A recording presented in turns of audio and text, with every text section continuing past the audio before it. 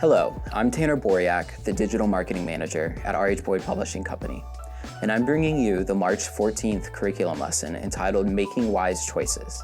The scriptural reference is Joshua 5 and 6.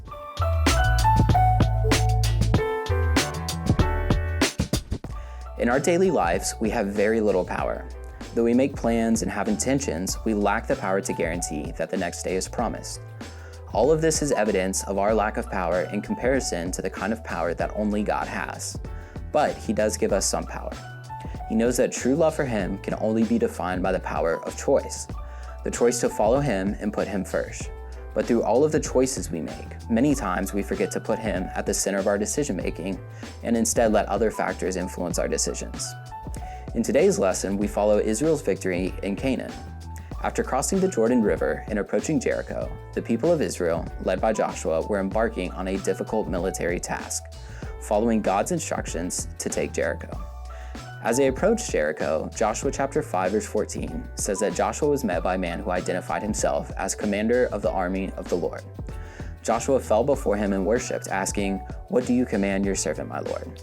Joshua showed that he knew he was in the presence of a superior being and humbly inquired about a message for him. Joshua's response demonstrated his vulnerability and his recognition of his own inferior position.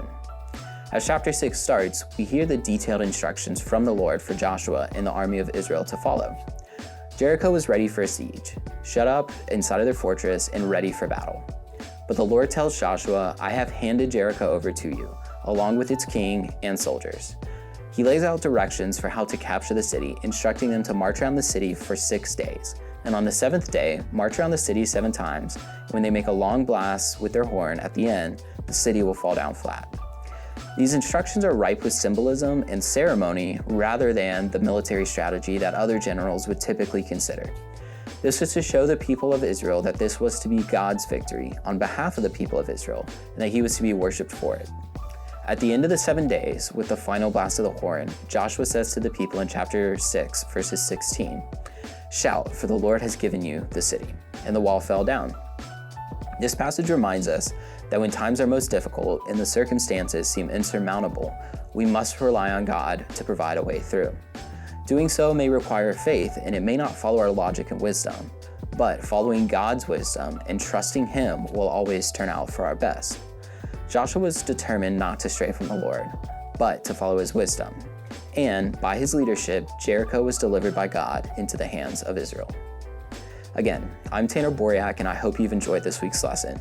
Please be sure to subscribe to our YouTube channel to get more of these videos. Like and comment below to tell us how you stay encouraged and keep following God's directions even when you don't understand them. And be sure to follow us on our social media at RH Boyd Co. and on our website at www.rhboyd.com.